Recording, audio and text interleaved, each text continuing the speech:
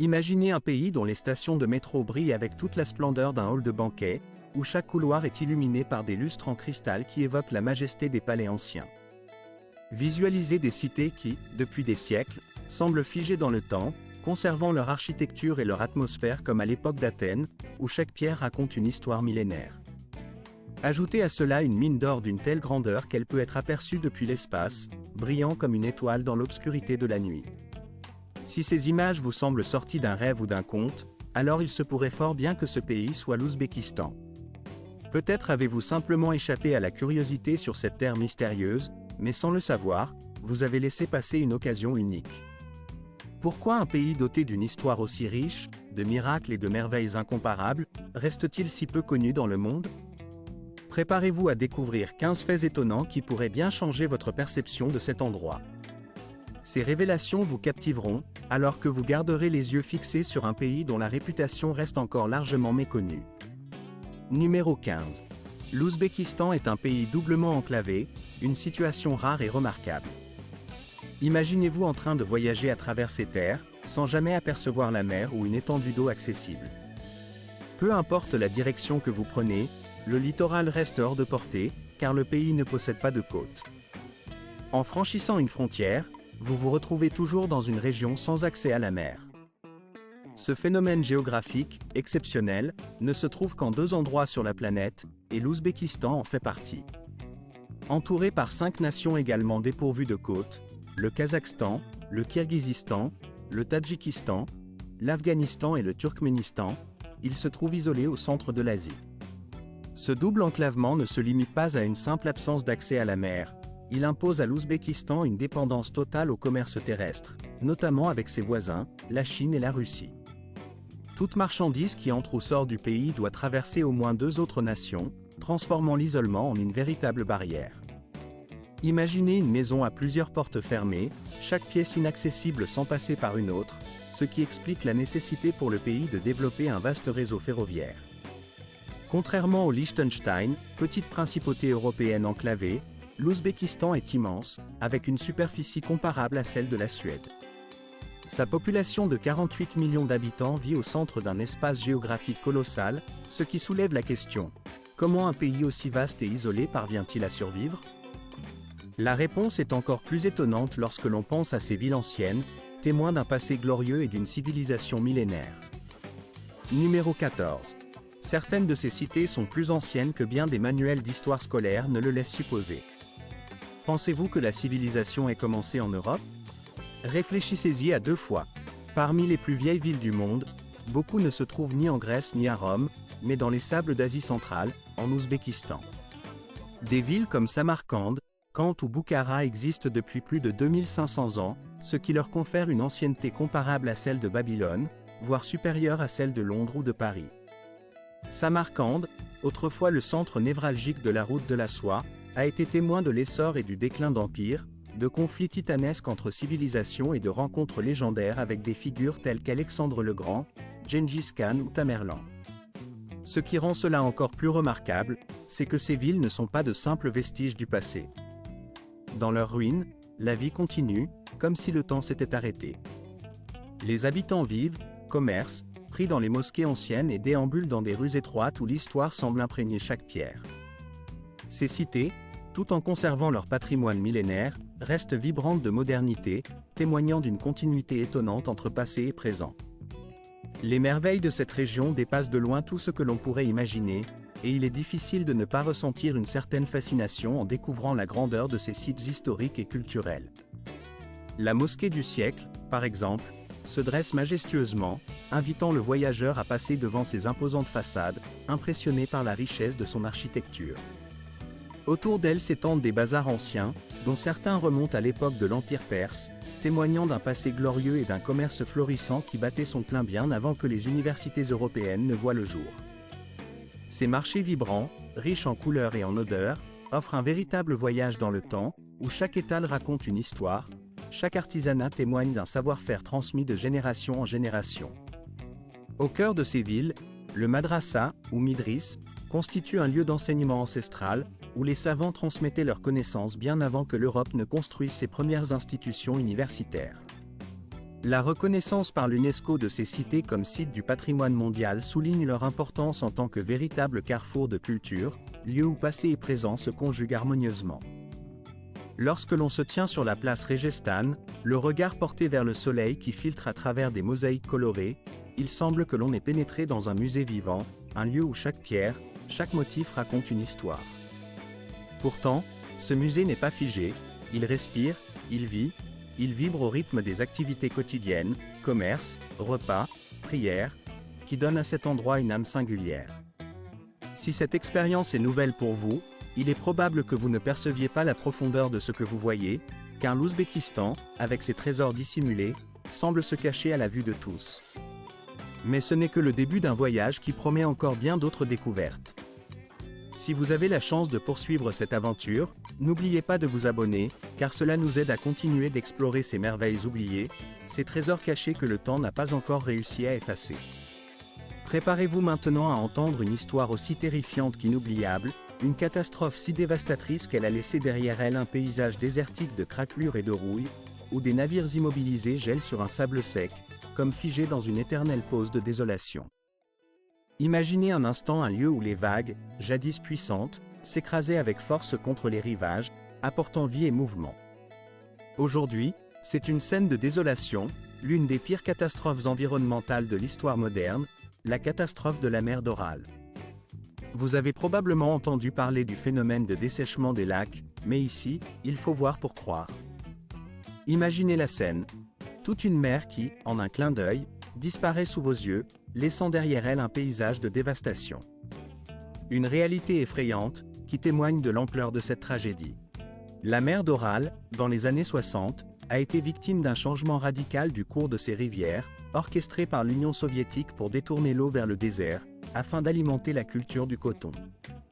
La décision, apparemment simple, a engendré une catastrophe écologique aux proportions inconnues jusque-là.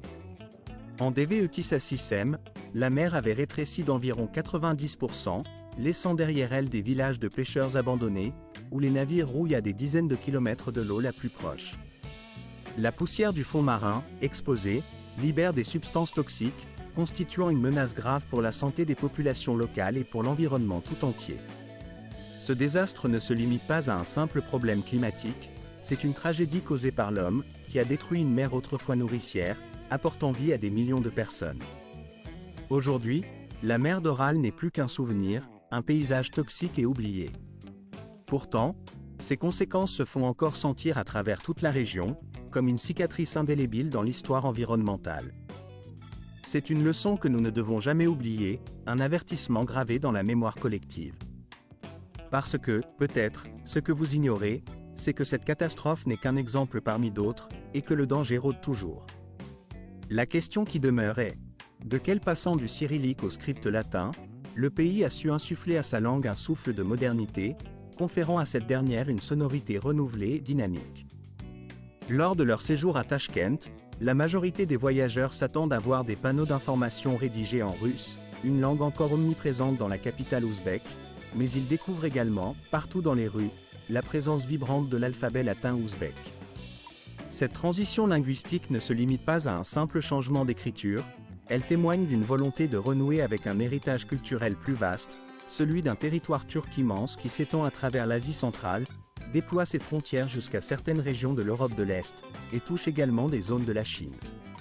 La langue ouzbèque, dans sa richesse, a intégré au fil du temps des éléments issus du persan, de l'arabe et des influences turques, formant ainsi un tissu linguistique et culturel unique, façonné par l'histoire mouvementée de la route de la soie. Sur le plan grammatical, cette langue adopte une structure agglutinante, où les mots se construisent en empilant des affixes comme des briques Lego, rendant leur apprentissage à la fois fascinant et complexe. Il est donc essentiel, pour quiconque envisage de se rendre en Ouzbékistan, de ne pas se limiter à l'apprentissage du russe, mais surtout de maîtriser l'ouzbek, la langue que l'on entend et que l'on parle partout. Et si cette plongée dans une culture aussi riche vous a captivé, n'hésitez pas à vous abonner, car cela nous permet de continuer à partager avec le monde ces trésors souvent méconnus, ces histoires oubliées qui méritent d'être racontées. La suite réserve encore de nombreuses surprises, car l'histoire, la culture et l'art ouzbek recèlent d'innombrables merveilles. Passons maintenant à la découverte des stations de métro de Tachkent, véritable œuvre d'art à part entière. Lorsque l'on évoque habituellement le métro, on imagine des plateformes grises, des quais austères, des tunnels sombres, ou encore des tuiles monotones et sans âme. Mais si je vous disais que le métro de Tachkent évoque plutôt un rêve éveillé, un royaume où luxe et splendeur cohabitent en harmonie? Imaginez un univers souterrain transformé en palais somptueux, où dorures resplendissent, où des colonnes de marbre majestueuses soutiennent des plafonds ornés de mosaïques racontant des histoires riches et colorées. L'Ouzbékistan ne s'est pas contenté de bâtir un simple système de transport, il a créé un véritable chef-d'œuvre architectural. Construit dans les années 70, à une époque où l'Union soviétique voulait montrer sa grandeur à travers ses infrastructures, ce métro dépasse largement cette ambition initiale. Chaque station est une œuvre d'art unique, un reflet de la culture profonde et de la longue histoire de l'Ouzbékistan. Il n'y a pas deux stations identiques, chacune possède ses thèmes, ses motifs, ses fresques et ses décorations spécifiques. Imaginez pénétrer dans une station qui ressemble davantage à un palais royal qu'à un simple lieu de transit. Des motifs élaborés ornent les plafonds, des lustres en cristal illuminent l'espace, les carreaux et fresques évoquent des événements historiques majeurs, tissant ainsi un dialogue entre passé et présent. Ces stations ne sont pas conçues uniquement pour permettre aux voyageurs de circuler, mais pour susciter l'admiration, pour émerveiller chaque visiteur par leur beauté et leur symbolisme. Il faut souligner que de telles créations architecturales, aussi raffinées et riches de sens, ne se retrouvent nulle part ailleurs dans le monde. On peut à juste titre qualifier les stations de Tachkent de palais souterrains, un symbole de fierté nationale, une célébration de l'amour pour l'art et la culture, même dans les endroits les plus inattendus. Enfin, parmi les trésors du pays, se trouve l'une des plus grandes mines d'or au monde, un site qui témoigne de la richesse naturelle et de l'ingéniosité de l'Ouzbékistan. Je me suis souvent demandé combien de trésors dorés pouvaient sommeiller au sein d'un seul pays, dissimulés sous la surface, comme une richesse enfouie dans les profondeurs de la terre. Imaginez un coffre souterrain rempli de milliards de dollars en or, une véritable fortune cachée, évoque à la fois la fascination et l'émerveillement. Mais pour comprendre la véritable origine de cette richesse, il faut se pencher sur les lieux où elle est extraite, sur ces vastes citadelles de pierre et de minerais qui s'étendent à perte de vue. Il est aisé de penser qu'une ruée vers l'or, dans un tel contexte, serait un jeu d'enfant, une aventure simple et rapide.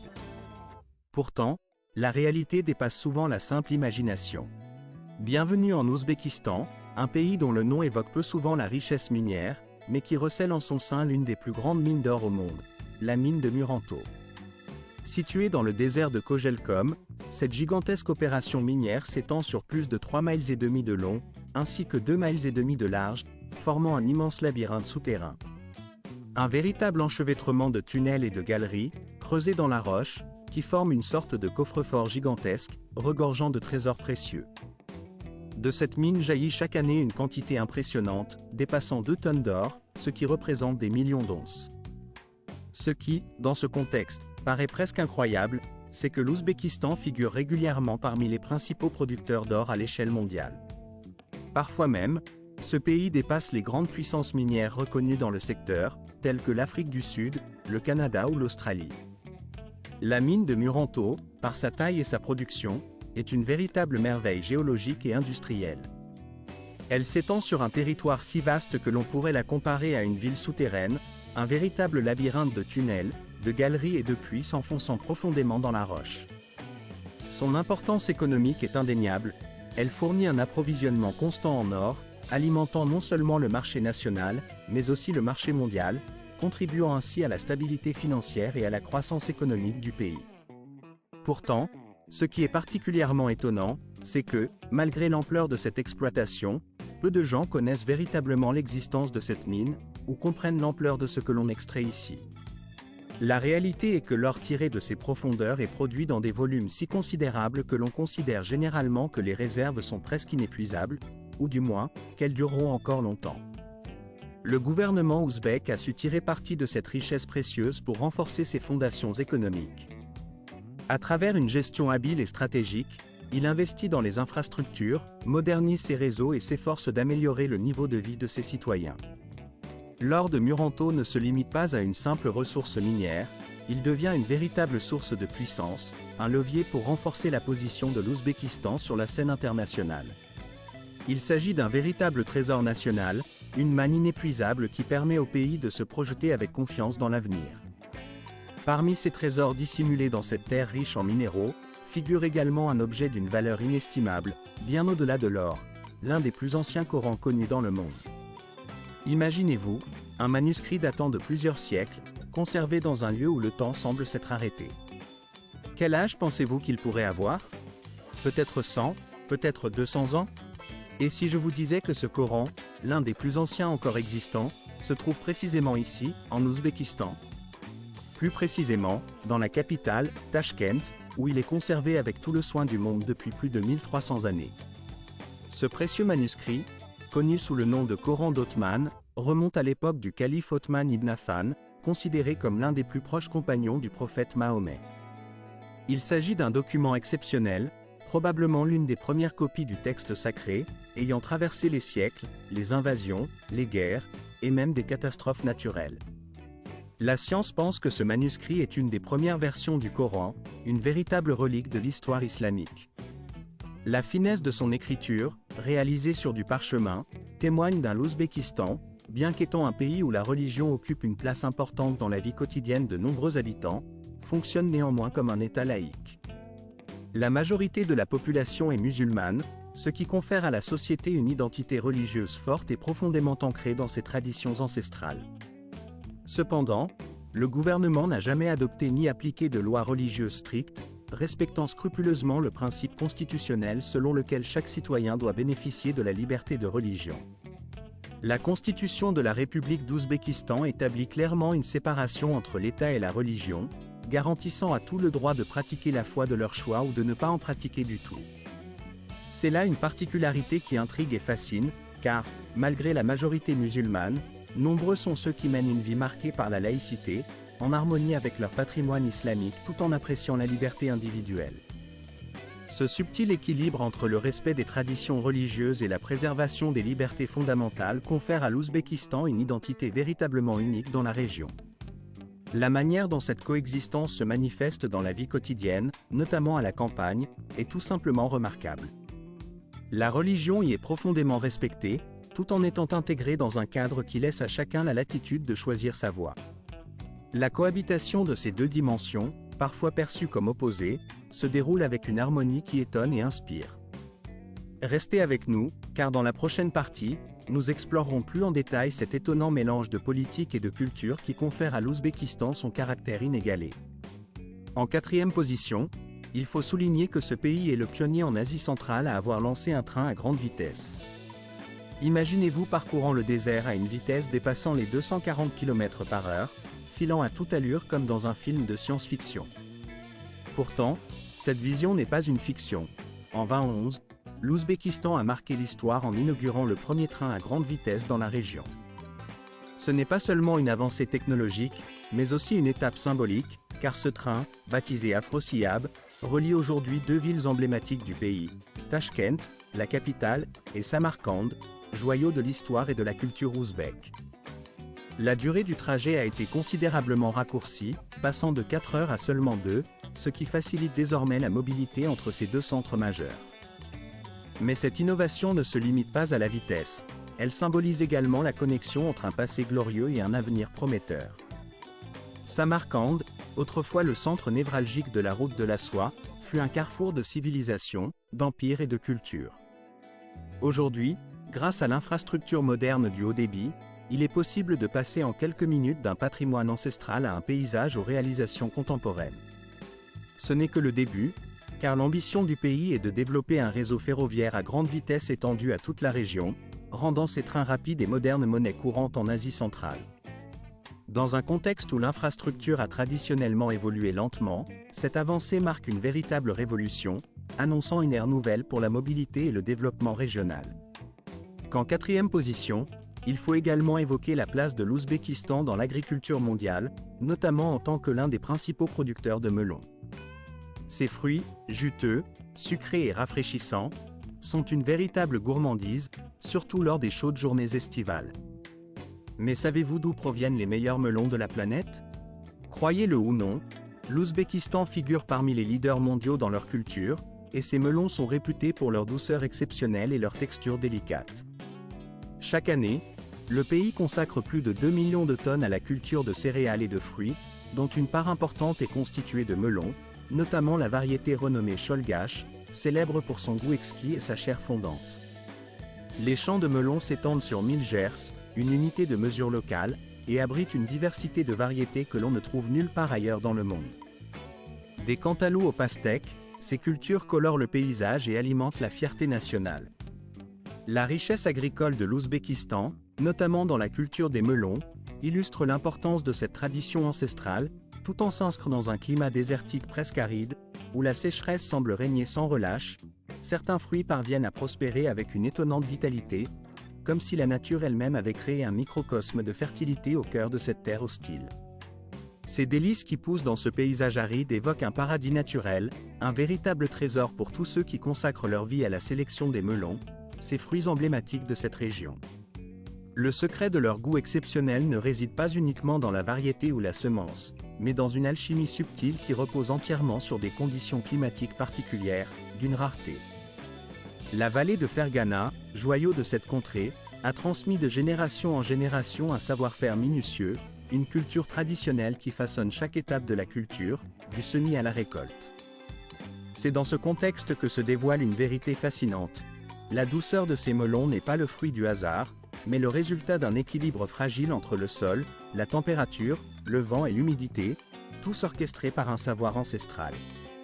Pendant la saison des récoltes, lorsque les fruits atteignent leur maturité parfaite, ils sont transportés dans les rues animées, où leur parfum enivrant, mêlé à celui de la fumée chaude, emplit l'atmosphère d'un arôme irrésistible. La scène est si vive qu'on pourrait croire à une fête permanente, un festival dédié à ces melons, où les habitants, fiers de leur patrimoine, célèbrent chaque année cette précieuse richesse. Certains organisent même des festivals où l'on déguste, avec délectation, ces fruits tant chéris, en partageant la joie et la fierté d'un goût si particulier, si représentatif de leur terre. Et si, un jour, vous vous trouvez à savourer un melon dans cette région, il ne serait pas étonnant que vous découvriez, derrière cette douceur apparente, un véritable trésor national, un héritage unique de l'Ouzbékistan. La prochaine fois, en croquant dans cette chair juteuse, peut-être ressentirez-vous un frisson de reconnaissance pour un fruit qui incarne bien plus qu'un simple plaisir gustatif. Il ne faut pas perdre de vue que cette richesse n'est pas le fruit du hasard, mais le résultat d'un terroir exceptionnel, façonné par une histoire riche et une tradition patiemment cultivée. La région de Fergana, avec ses paysages arides mais fertiles, est une véritable vitrine du savoir-faire local, où chaque melon raconte une histoire, une alliance entre nature et humanité. La magie opère, et ce, depuis des générations, permettant à ces fruits de dépasser leur simple aspect de nourriture pour devenir un symbole de fierté et de patrimoine. Pour découvrir ces merveilles, il suffit parfois de parcourir quelques kilomètres, de respirer l'air chaud et parfumé, pour comprendre toute la richesse et la singularité d'un lieu où la nature et la culture s'entrelacent harmonieusement.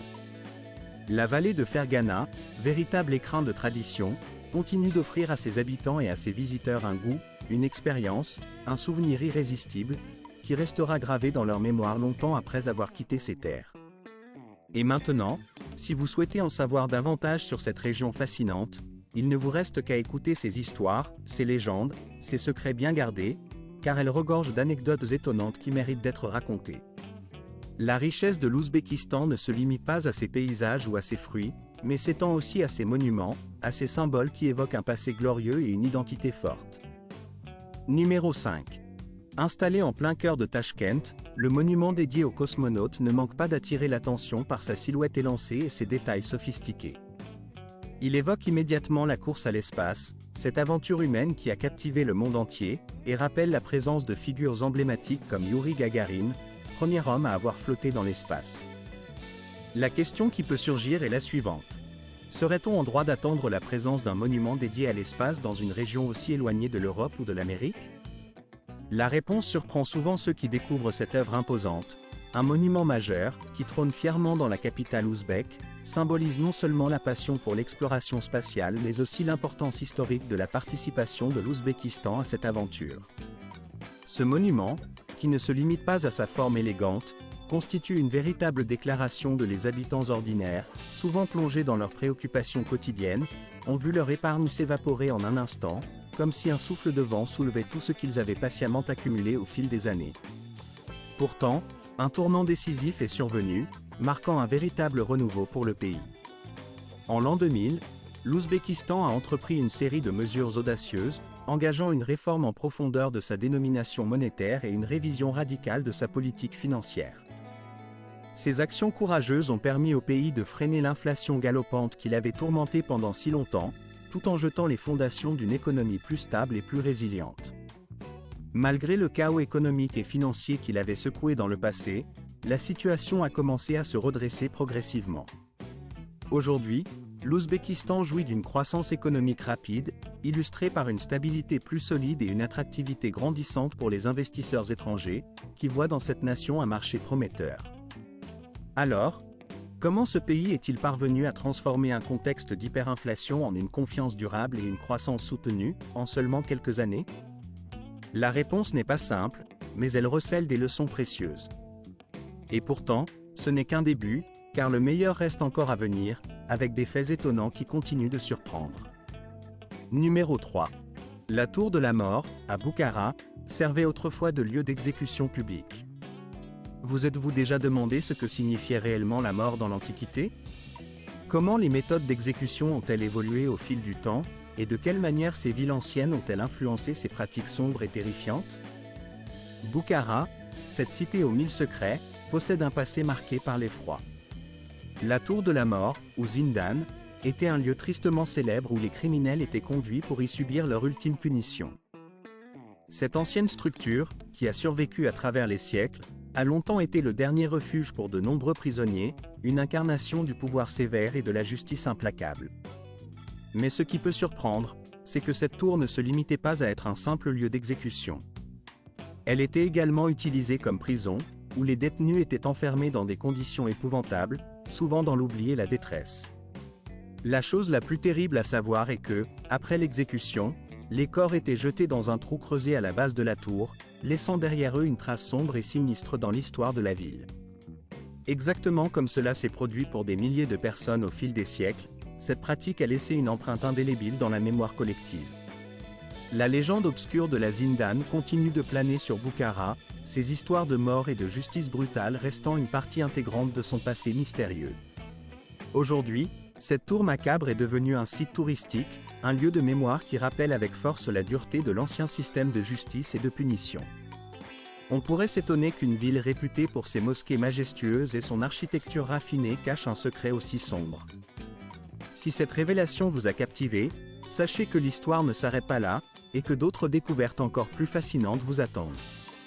Croyez-moi, ce qui vient ensuite sera encore plus étonnant. Numéro 2. L'Ouzbékistan possède l'une des croissances démographiques les plus rapides de toute la région de l'Asie centrale. Et si je vous disais que cette région, à la croissance la plus dynamique, se trouve précisément en son sein?